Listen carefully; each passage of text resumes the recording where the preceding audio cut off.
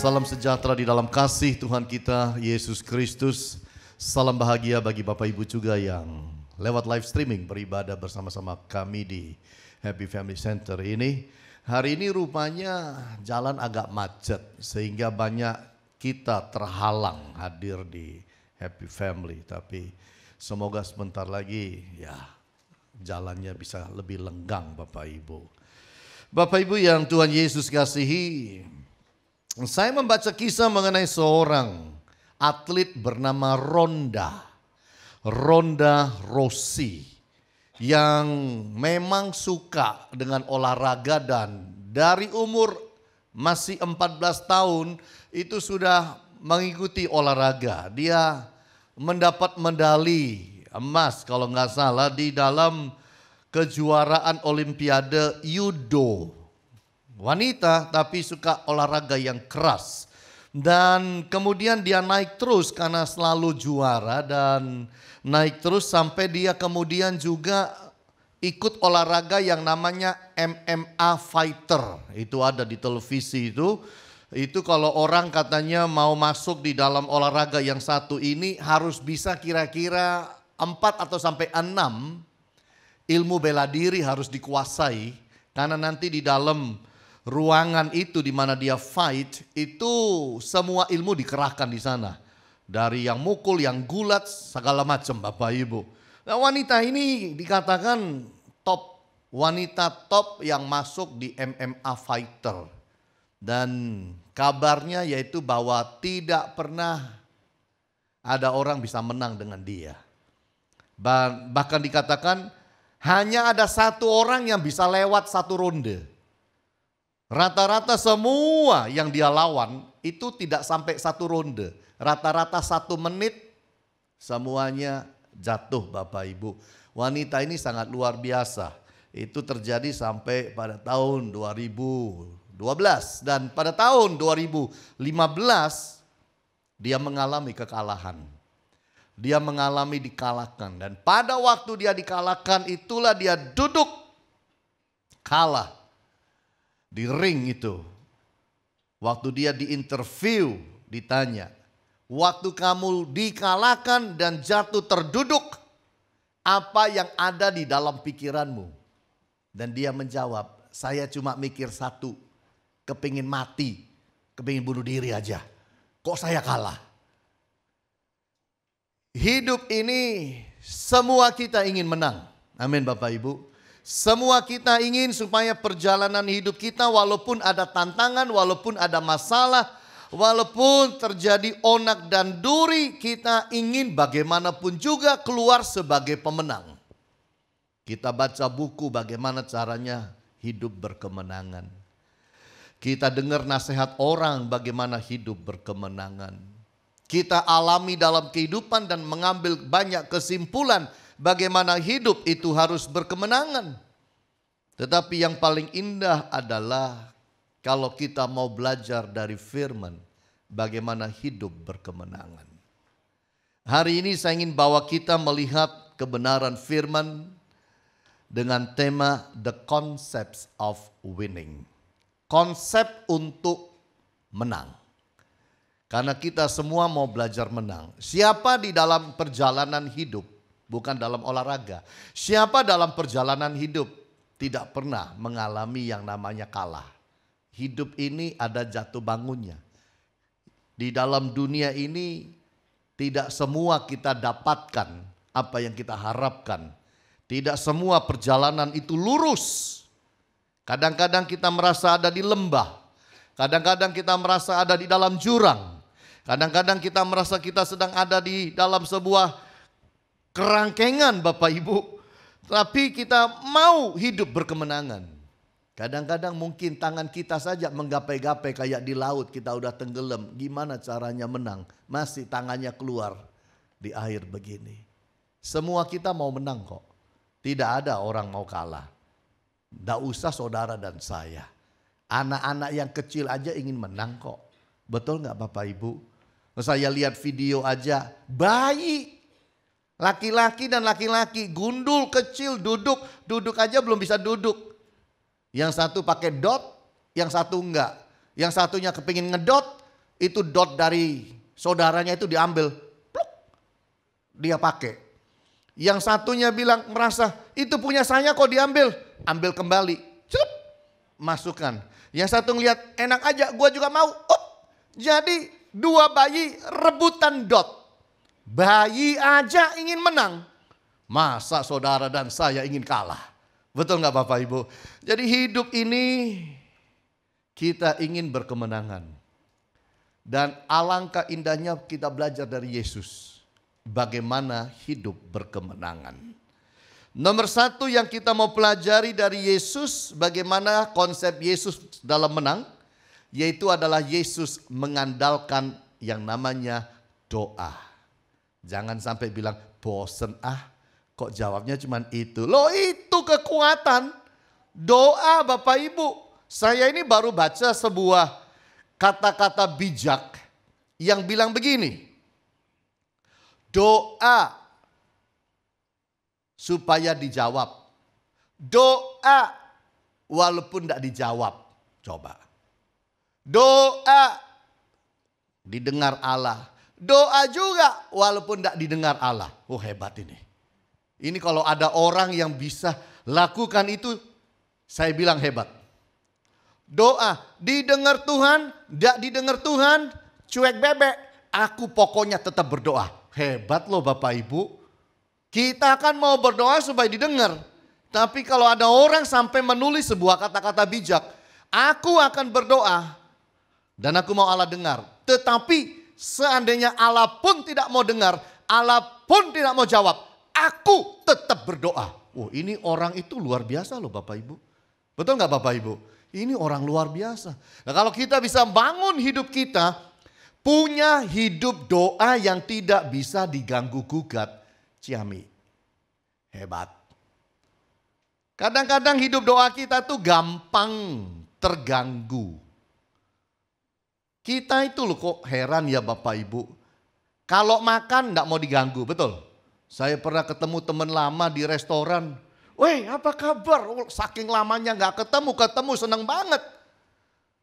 Sama dia. Woi gimana kabarnya? Saya berapi-api ketemu dia. Dia lihat saya, dia salaman sama saya. Dia makan terus. Saya masih ngobrol. Wah. Dia bilang, tak makan sih Yohan. Oh oke. Kurang dianggap saya. Iya. Ada orang makan gak mau diganggu. Ada orang kalau lagi belajar gak mau diganggu. Ada orang kalau tidur gak mau diganggu. Ada orang kerja nggak mau diganggu.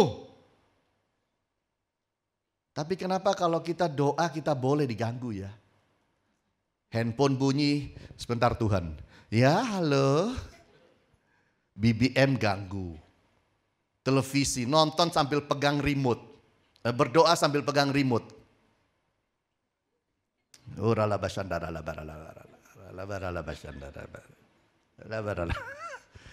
Heran kita. Yang lain tidak mau diganggu, tapi heran kok doa saudara boleh diganggu ya? Nggak adil kita ini, nggak fair. Jangan. Anda juga harus belajar memiliki hidup doa yang tidak boleh diganggu. Setuju boleh bilang amin nih? Ini. Banyak orang Kristen lemah karena mengizinkan jam doanya boleh diganggu. Boleh bolong-bolong. Boleh tidak menentu. Boleh ada, boleh nggak ada. Wow. Income saudara boleh. Boleh ada, boleh nggak ada. Nggak mau kan? Saya mau income saya tetap ada. Kan begitu. Tapi heran kalau doa. Boleh ada, boleh nggak ada. Ibadah. Boleh pergi, boleh nggak.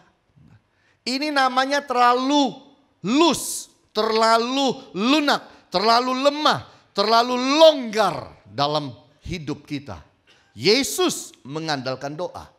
Kalau saudara lihat di dalam Matius pasal 4 ayat 1 sampai 11. Maka Yesus dibawa roh ke padang gurun untuk dicobai. Dan setelah berpuasa 40 hari 40 malam akhirnya laparlah Yesus. Itu dulu. Jadi saudara lihat setelah puasa 40 hari 40 malam. Lah kalau orang puasa 40 hari 40 malam. Apa yang dilakukan waktu puasa? Doa. Dan itu yang Yesus lakukan. Jadi doa itu bagi Yesus adalah sebuah gaya hidup, Bapak Ibu. Pertanyaannya, saudara menjadikan doa gaya hidup atau tidak? Atau doa itu hanya sebuah program hidup? Jadwal tidak menentu. Kalau ada waktu aku doa, kalau lagi mood doa, kalau enggak bye-bye. Bagi Yesus doa itu gaya hidup. Bahkan dia bisa berdoa semalam-malaman dari malam sampai pagi. Yesus bisa berdoa dan berpuasa sendirian. Kunci kemenangan Yesus itu doa, Bapak Ibu. Yang mana kita anggap remeh. Kita anggap remeh. Saya pernah pergi mall, kepagian perginya. Mall buka jam 10, saya tepat waktu di situ. Begitu pintu buka saya masuk. Dan saya lihat pegawai-pegawai, ada owner-owner sudah siap di tokonya. Ada yang jual kain, itu kainnya didoain Bapak Ibu. Diambil sembayangan itu, kemudian dibakar, sembayang di pintu masuk. Wah, sembayang dia di pintu masuk. Habis itu kainnya itu dikasih asapnya. Wah, laris. Saya kasih tahu, mereka percaya doa. Saudara enggak percaya doa. Mau berangkat ke kantor, berangkat aja. Sampai di kantor pun enggak berdoa. Enggak cari Tuhan. Ada transaksi saudara enggak berdoa. Anggap semuanya urusan kita. Tapi orang lain tuh doa Bapak Ibu. Sebentar lagi kita memasuki bulan puasa nasional. Kan begitu. Orang berdoa, orang berpuasa. Karena mereka percaya kuasa doa. Yang setan paling senang lakukan di dalam hidup manusia adalah membuat saudara sebagai orang Kristen, anak-anak Tuhan tidak percaya kuasa doa. Saya ingat beberapa tahun yang lalu ibu-ibu bawa kasus kepada saya dan kita bicara dan ngobrol, kemudian saya doakan selesai. Ibunya bilang, loh Pak Hani, wes gitu toh. Iya, masalah ibu ini hanya selesai kalau ibu mau berdoa. Itu masalahnya. Saking beratnya masalah itu harus hanya dengan doa. Loh cuma doa tok Pak Hani. Berarti kan dia tidak menganggap doa sebagai sesuatu yang utama. Ini yang bahaya dan itu memang yang iblis suka. Bahwa saudara jangan percaya kekuatan doa. Dengan itu Anda akan mudah dikalahkan. Bahkan Yesus memperingatkan murid-muridnya untuk berdoa. Yesus peringatkan. Supaya murid-murid berdoa. Berdoalah supaya kamu jangan jatuh ke dalam pencobaan. Loh, Yesus sudah bilang. Bagaimana Yesus bisa menang waktu dia dicobai 3 kali oleh si jahat yang datang kepada dia? Karena dia punya kekuatan doa. Itu sebabnya saudara harus bangun hidup doa. Saudara bisa menjadi orang Kristen yang rajin ke gereja setiap minggu, tetapi tidak punya hidup doa. Sangat bisa. Karena tiada yang mustahil bagi orang yang malas berdoa. Bisa.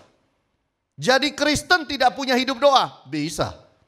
Jadi orang Kristen tidak punya yang namanya saat teduh? Bisa. Bisa. Itu sebabnya kita harus hati-hati. Jangan sampai hidup saudara tidak percaya kepada kehidupan atau kuasa doa. Saya membaca kisah mengenai sepasang suami istri namanya Dave dan nama istrinya Lynn. Dave dan Lynn kepingin melayani Tuhan, tapi tidak tahu harus berbuat apa. Mereka berdoa, lalu Tuhan kasih dorongan untuk kasih makan orang miskin. Lah mereka ini pegawai, bukan big boss. Mereka pegawai. Gimana caranya pegawai kasih makan orang? Tapi itulah Tuhan bilang gerakkan dalam hati. Mereka lakukan itu di garasi dengan seadanya uang. Tapi sejak waktu mereka lakukan itu, orang mulai percaya mereka dan kirim uang. Dan mereka kasih makan tambah banyak orang, tambah banyak, tambah banyak, tambah banyak, tambah banyak, tambah banyak. Dan satu kali waktu mereka itu akhirnya mendirikan yang namanya Children's Hunger Fund. Jadi sebuah organisasi untuk kasih makan anak-anak, Bapak Ibu. Itu tahun 1992. Lalu kemudian dia itu mendapat sebuah telepon dari luar negeri yang minta obat-obatan. Dan obat-obatan ini khusus banget. Dari Amerika Latin, dari hospital. Siapa tahu kamu punya obatnya, tolong bantu dicarikan. Baik-baik, dicatat semua obat yang diminta itu. Hanya beberapa namanya. Terus tutup telepon. Masih mikir. Heran. Telepon itu bunyi lagi. Datang dari New York. Datang dari pabrik obat. Pabrik obatnya bilang begini. Dave, kami ini ada obat, stok obat yang sangat banyak. Kami tidak tahu mau diapain. Tolong kamu distribusikan kepada orang-orang yang berkepentingan. Kepada rumah sakit yang berkepentingan. Lalu disebut obatnya. Ternyata obat yang disebut sama dengan obat yang diminta Bapak Ibu dari Amerika Latin. Dan saudara, kaget dia. Di situ dia merasakan alat campur tangan dalam pekerjaannya. Di situ dia itu melihat bahwa Tuhan itu betul-betul memimpin dia masuk dalam pelayanan ini. Bahkan obat yang dikirim kepada dia Bapak Ibu, itu jumlahnya 8 juta US dollar. Dan itu kemudian dia distribusikan, dia telepon beberapa organisasi, ternyata mereka butuh obat tersebut saudara. Dan dia distribusikan dan jadi berkat. Dan dikatakan bahwa dalam 2 hari dia bisa kirim obat itu ke negeri yang membutuhkan. Amerika Latin waktu itu. Dan sampai hari ini Bapak Ibu, mereka sudah kasih makan orang itu, jumlah yang didistribusikan itu mencapai 950 juta US dollar. Pegawai ini. Bukan big boss, pegawai.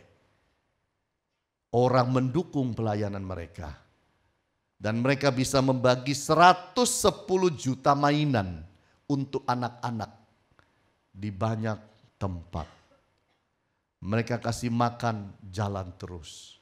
Siapa mereka? Punya pabrik? Enggak. Big boss? Enggak. Konglomerat? Tidak.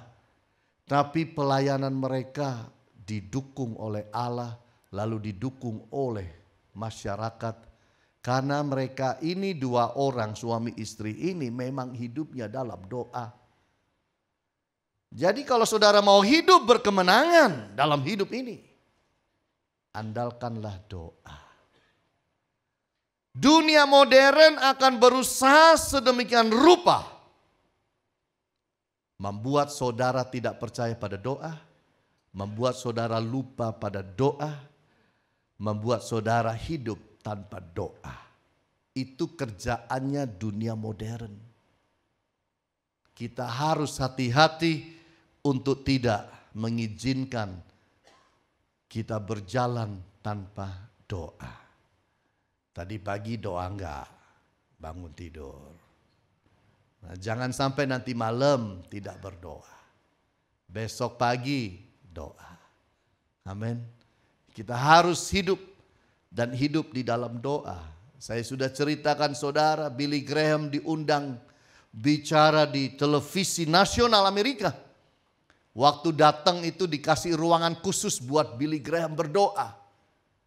Manajernya Billy Graham berkata, mohon maaf, Billy Graham tidak butuh ruangan doa itu. Tersinggung. Program manajernya tersinggung. Saya ini kan tahu hamba Tuhan, saya siapin tempat untuk berdoa khusus. Tapi dijawab Billy Graham tidak perlu tempat itu untuk berdoa. Lalu dia tanya, kenapa tidak perlu? Bukankah pendeta butuh tempat untuk berdoa? Billy Graham itu berdoa tidak perlu tempat. Tadi pagi breakfast juga berdoa.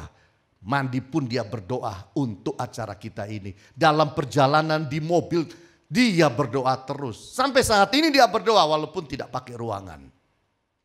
Inilah orang yang sudah membangun hidup doa. Doa menjadi gaya hidup. Bukan sekedar program, jadwal, tapi gaya hidup. Itu yang membuat kita berkemenangan. Melihat Yesus lakukan itu. Saudara lihat waktu Yesus menghadapi salib. Apa yang dilakukan Yesus waktu menghadapi salib? Dia masuk dan berdoa ke Taman Getsemani. Kalau saudara baca Alkitab dan baca ayat itu hati-hati, maka dikatakan dia masuk ke tempat itu seperti yang sudah biasa dilakukannya. Seperti yang sudah biasa dilakukannya. Yaitu pergi ke Taman Getsemani berdoa. Ayo tingkatkan doa saudara. Amin. Gak usah muluk-muluk. Kalau biasanya berdoa cuma 10 menit, gak usah langsung naik jadi 100 menit. Nggak usah, naik pelan-pelan ya. 10 menit berdoa naik jadi 15. Kemudian naik jadi 20. Tambah lagi 5 menit, gitu nambahnya. Jangan emosi, 10 menit jadi 100 menit. Saya biasa 10 menit Pak, saya mau 5 jam Pak. Percuma kalau 5 jamnya sehari. Mendingan naiknya pelan-pelan, tapi continue naik. Amin Bapak Ibu.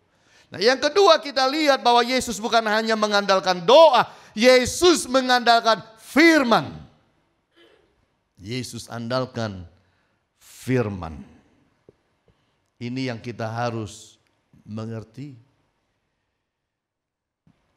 Di dalam Lukas pasal 22 ayat 39 sampai 46 itu,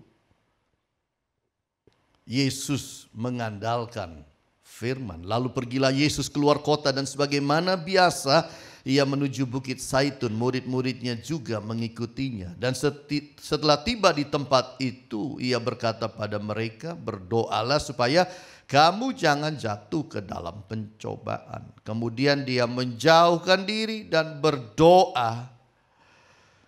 Kira-kira sepelempar batu jaraknya, lalu berlutut dan berdoa. Ya Bapakku, jikalau engkau mau, ambillah cawan ini daripadaku, tetapi bukanlah kehendakku melainkan kehendakmu lah yang terjadi. Dan saudara lihat perjalanan hidup Yesus bukan hanya doa. Matius 4 yang tadi saudara baca dengan saya. Tiap kali Yesus dicobai, selalu muncul ada tertulis. Berarti Yesus pegang firman enggak? Pegang. Tiap kali dicobai setan dia bilang ada tertulis. Dan firman itu diucapkan. Yesus hidup dengan firman. Dia bertumpu pada firman. Bagaimana hidup saudara? Jangan sampai jadi orang Kristen tidak baca Alkitab kecuali di layar hari Minggu. Kalau tidak. Usahakan harus baca. Minimal itu 1 fatsal. 1 hari. Koran 40 halaman habis, heran. Bahkan bukan 1 koran yang dibaca. Entar Jawa Pos. Entar Kompas, entar tambah lagi koran Jakarta Post bahasa Inggris, Pos Kota pun dibaca, majalah Femina, Femini, semua dibaca. Wah, komplit. Alkitab? Enggak Pak, saya heran kalau baca Alkitab itu kok ngantuk Pak ya. Ini. Mari belajar hidup bertumpu pada firman, karena Yesus bertumpu pada firman. Yesus aktif dengan firman. Mulutnya ketika tantangan datang keluar firman. Hebat. Ini yang Yesus lakukan. Yesus menangkis dengan firman. Menangkisnya dengan firman. Jadi kalau ada yang namanya tantangan, masalah datang, pencobaan datang, Yesus menangkisnya dengan firman. Ada tertulis. Kenapa diulang 3 kali? Kalau saudara sekolah Alkitab diajarkan dalam ilmu menafsirkan firman Alkitab dalam ilmu berkhotbah, kalau ada apa-apa yang diulangi lebih dari satu kali, itu artinya penting. Lah kalau Yesus sampai mengucapkan, ada tertulis, ada tertulis, ada tertulis, 3 kali itu, berarti sangat penting untuk kita hidup pada firman. Tahukah saudara bahwa dunia kita itu sedang ngerampok waktu kita. Dunia kita ini sedang merampok fokus kita. Supaya jangan kita punya waktu, jangan kita punya fokus kepada firman. Jadi hati-hati. Kalau saudara tidak baca Alkitab 1 minggu, saya beritahu, iblis sudah menang. Dengar saya, saudara tidak baca 1 bulan, iblis sudah menang. Apalagi tidak baca 1 tahun. Kebangetan kalau ada orang Kristen tidak pernah buka Alkitab selama setahun, lalu alasannya sibuk. Itu bahaya itu. Jangan gampang-gampang bilang sibuk sama Tuhan. Saudara boleh bilang sibuk sama manusia. Kenapa nggak datang? Sibuk. Kenapa nggak sibuk? Kenapa nggak doa? Sibuk. Kenapa nggak baca Alkitab? Sibuk. Saudara boleh bilang sibuk pada manusia. Jangan bilang sibuk sama Tuhan. Bahaya. Karena Tuhan kalau sudah jengkel, dia bilang, sibuk ya nak? Naik sini aja nak, nggak sibuk. Diajak naik Anda, tidak sibuk. Terlalu sibuk ya nak ya, tidak punya waktu buat aku di bawah ya. Sudah naik sini nak, duduk sini. Diam-diam naik, siapa mau naik? Nah, jangan sibuk kalau gitu. Jangan bilang sibuk sama Tuhan kalau tidak mau dipanggil naik. Amin Bapak Ibu. Ini nggak enak. Oh, manusia aja dengerin orang bilang sibuk, sibuk, sibuk. Di dunia ini mana ada manusia nggak sibuk? Nggak ada. Orang normal di dunia ini pasti sibuk lah Bapak Ibu. Betul ya? Ya. Jadi jangan kasih alasan itu sama Tuhan. Saya kok khawatir. Tuhan bilang naik sini aja nak. Di sini nggak terlalu sibuk nak. Nggak repot nak kayak di bawah nak. Kerjanya cuma nyembah tok kok nak. Jadi baca Alkitabnya di sini aja nak, nggak sibuk. Mau saudara dipanggil naik cuma buat baca Alkitab? Janganlah. Kalau masih bisa baca Alkitab di bawah, baca di bawah lah. Iya kan? Itu. Saya membaca kisah atau cerita mengenai American Bible Society. Ini yang mengumumkan bahwa di dunia ini ada 6.900 bahasa. Di dunia ini. Di dalam dunia kita ini ada 6.901 bahasa yang dikenal. Berarti masih ada bahasa-bahasa yang tidak dikenal. Ini termasuk bahasa daerah, dihitung semua ini. Bukan hanya bahasa nasional, bahasa daerah. Dari 6.901, separuh lebih belum punya Alkitab. Artinya Alkitab belum diterjemahkan dalam bahasa itu. Separuh lebih. Baru 1859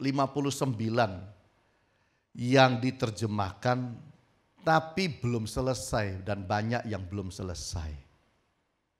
Jadi artinya begini. Di dunia ini masih banyak kelompok-kelompok etnis yang mungkin di pedalaman, mungkin di desa-desa yang bahasanya tidak mengerti bahasa nasional, hanya bahasa dialek mereka.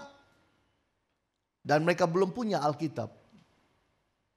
Makanya kita waktu lihat Alkitab dikirim ke China, waktu dibuka dari dos kotak itu, mereka ambil Alkitab itu saudara sampai dicium-cium.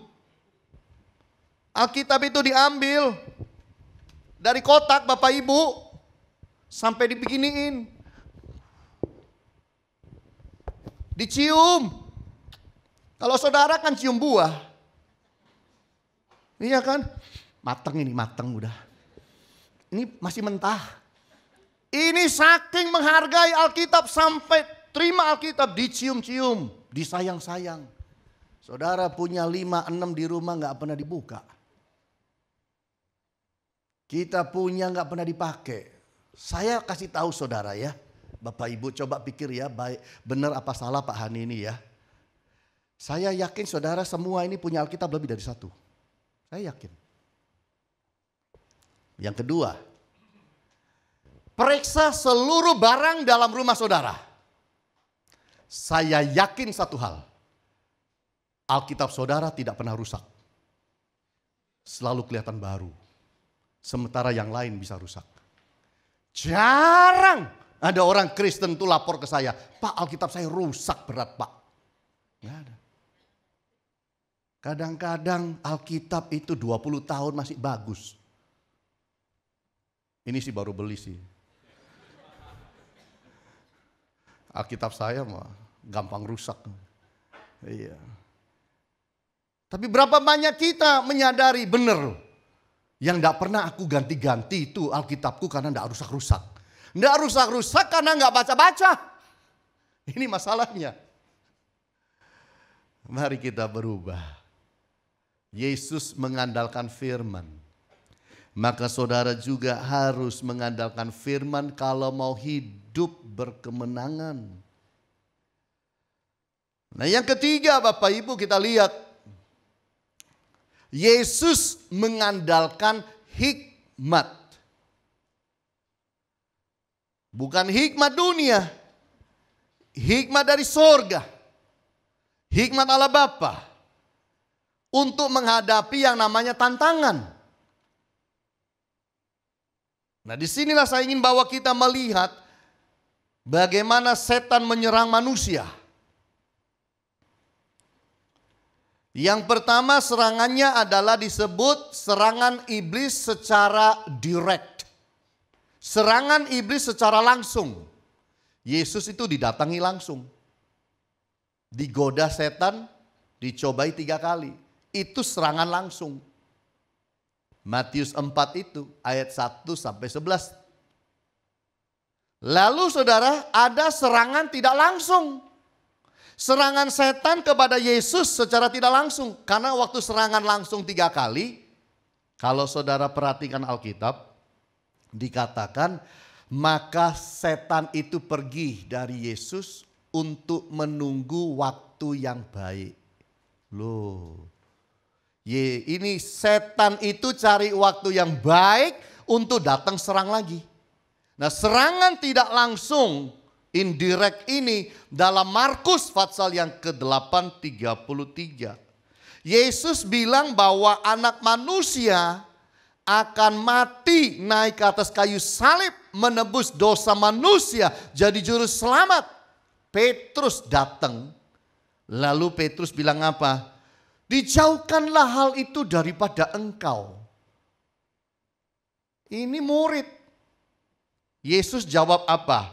Berpalinglah Yesus dan sambil memandang murid-muridnya ia memarahi Petrus. Katanya, enyahlah iblis sebab engkau bukan memikirkan apa yang dipikirkan Allah, melainkan apa yang dipikirkan manusia. Yesus itu bilang sama murid-murid, saya akan naik salib. Naik salib supaya menjadi juru selamat. Petrus bilang, jangan. Jangan dijauhkan itu daripada engkau. Kelihatannya kan baik. Tapi itu serangan tidak langsung. Tidak dia menyatakan diri, dia lewat Petrus. Indirect attack. Lewat Petrus. Dan Yesus tahu. Kenapa tahu? Karena dia hidup dengan firman. Dia punya hikmat Allah. Yang bicara ini bukan Petrus, ini setan ini. Makanya dia bilang, enyahlah iblis. Hati-hati. Yang bisik-bisik belum tentu semuanya benar. Abraham juga pernah dibisiki. Tuhan itu loh Pak, janji-janji kasih anak nggak punya-punya. Tuhan itu loh kok cuma janji aja. Kita ini loh sudah tua, iya kalau kita masih muda, kita ini sudah kalah umur. Kapan punya anak? Sudahlah Pak, maksud Tuhan mungkin lewat Hagar. Ayo deketi dia Pak. Loh, didengar masalahnya. Ya itulah masalah kita sampai hari ini. Karena Abraham mendengarkan istrinya. Harusnya tanya Tuhan. Istriku bilang suruh Hagar Tuhan. Gimana maksudnya? Nah kan gitu. Tuhan bisa bilang enggak Sarah. Kan begitu. Ini didengar ini. Nah ini serangan tidak langsung kena pada Abraham dalam hal ini. Tapi karena itu juga keturunan Abraham, Alkitab berkata Allah tetap memberkati keturunan itu. Lalu serangan iblis pada titik lengah. Iblis itu cari titik lengah kita. Hati-hati, 1 Petrus 5 ayat yang ke-8. Sadarlah dan berjaga-jagalah, lawanmu si iblis berjalan keliling seperti singa yang mengaum-ngaum dan mencari orang yang dapat ditelannya. Mencari. Ada yang dapat ditelan, ada yang tidak dapat ditelan. Saudara termasuk yang mudah ditelan atau yang tidak mudah ditelan? Termasuk yang mudah dijatuhkan oleh si jahat atau yang tidak mudah dijatuhkan? Iblis dikatakan berusaha mencari yang bisa ditelan. Itu sama dengan macan. Sama. Saudara kalau macan di depan dan saudara di depan, kalau dalam satu ruangan atau sama-sama di depan, dia nggak akan serang dari depan. Jarang. Dia akan keliling. Yang dicari itu bukan wajah saudara, tengkuk saudara ini loh, leher bagian belakang itu loh. Itu yang dicari. Jadi kalau saudara lihat macan, lalu saudara lari dan ini dikasihkan, dia lihat ini kena duluan. Macan itu cari ini, karena ini buat dia itu paling empuk, enak. Ini kena saudara habis. Lihat kan di YouTube, anak yang tiba-tiba di kebun binatang kecemplung di dalam kandang macan. Selama di depan, macan gak bisa apa-apa. Begitu anaknya nyembah-nyembah, minta maaf, minta ampun. Lalu anaknya nunduk. Nah ini waktu nunduk itu dia jelep, langsung bawa lari. Jadi gak boleh kasih ini saudara. Dia tahu mana yang harus diserang. Nah makanya kita harus hidup berjaga-jaga. Supaya tidak diserang oleh si jahat. Berikutnya, serangan iblis untuk membuat kita ragu-ragu. Ini dari dulu. Setan pakai ini. Strategi ini, siasat ini membuat anak Tuhan ragu-ragu. Ragu-ragu terhadap firman, ragu-ragu terhadap janji Tuhan. Ragu-ragu kepada kebaikan Tuhan. Ragu-ragu terhadap karakter Tuhan. Kejadian 3 ayat 4-5, tetapi ular itu berkata kepada perempuan itu, sekali-sekali kamu tidak akan mati. Tetapi Allah mengetahui bahwa pada waktu kamu memakannya, matamu akan terbuka dan kamu akan menjadi seperti Allah, tahu tentang yang baik dan yang jahat. Makanya Tuhan tidak mau kasih kamu. Tuhan bilang jangan. Kamu lihat, licik kan Tuhan itu? Jahat kan Tuhan itu?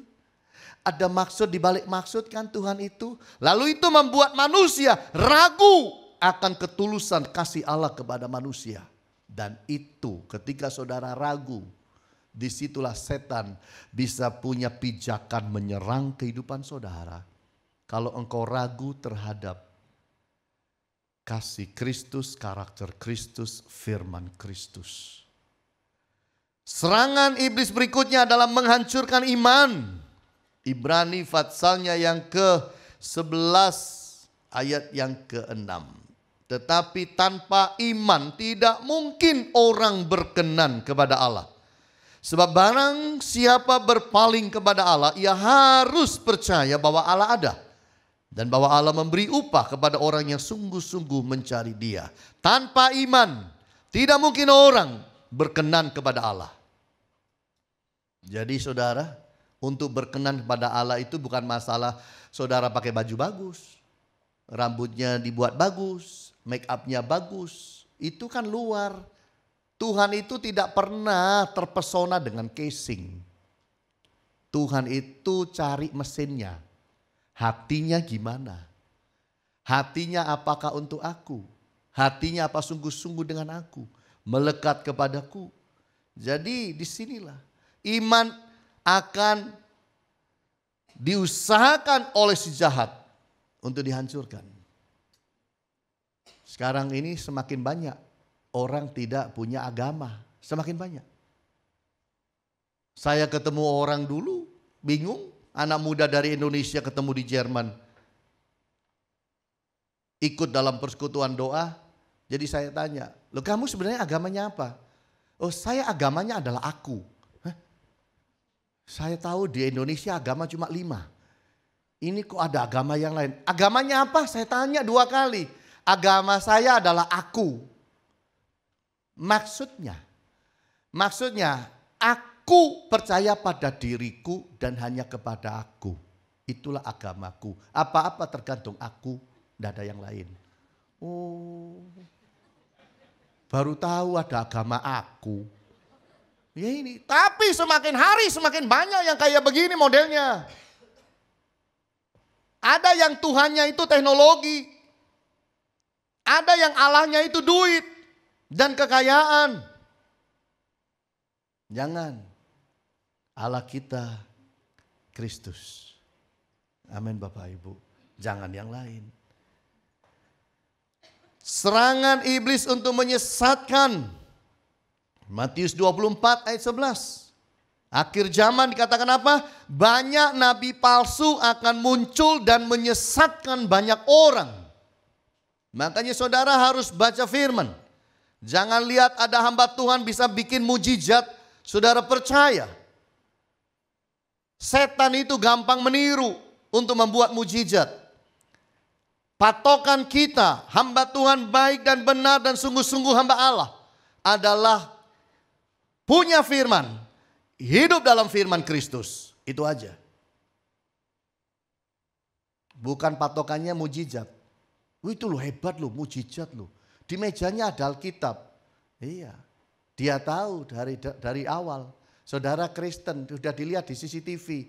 Oh saudara Kristen, yang lain disimpan kitabnya. Keluarin Alkitab. Nah, tambahi salib. Nah, nanti kalau agama lain datang, keluarin Alkitab sama salib masuk. Keluarin yang lain dia. Nah, gitu. Gitu aja kok nggak tahu. Lalu saudara bilang, oh dia hebat. Boleh loh kesini sambil ke gereja katanya. Kamu harus rajin ke gereja. Baca Alkitab. Tapi jangan lupa datang kepada mbah ya. Itu bahaya itu, hati-hati. Menyesatkan itu. Serangan iblis adalah untuk memecah belah. Yudas Fatsal 1:19.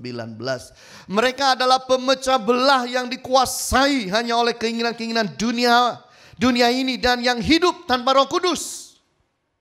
Kerjaan setan salah satunya itu tukang bikin pecah.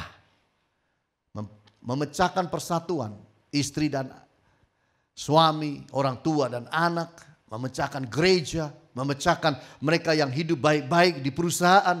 Wah, diganggu. Itu kerjaan setan. Kalau sudah sering kayak begitu, doa puasa aja. Usir dan lawan itu. Ini yang kita harus lakukan. Mari belajar dalam hidup supaya kita hidup dan hidup kita itu betul-betul Bapak Ibu berjalan atas hikmat Allah. Supaya kita tahu kapan setan mulai action dan kita bisa menangkisnya.